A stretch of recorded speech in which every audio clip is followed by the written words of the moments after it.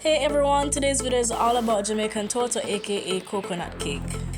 To begin, we're going to combine our shortening with our sugar. We're going to mix that until it is light and fluffy.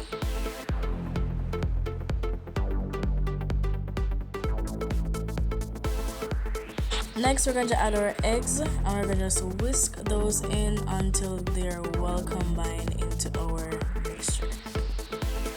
Now we're going to add a half teaspoon of vanilla essence. Okay, so it's now time to add our shredded coconut to our batter. We're going to add 1.5 cups of shredded unsweetened coconut.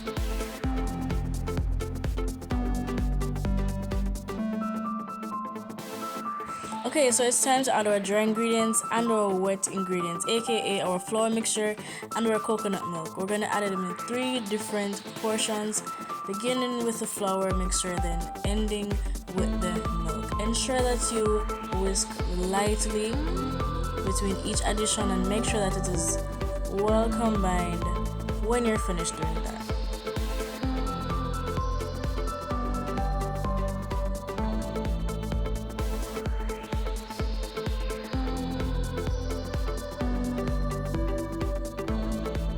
Okay, so we're almost done. It's time to add our batter to our greased baking tin.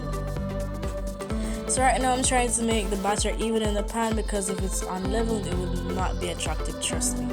So the wooden spoon wasn't doing much justice, so I had to switch up and use a metal spoon, as you can see I'm doing right now.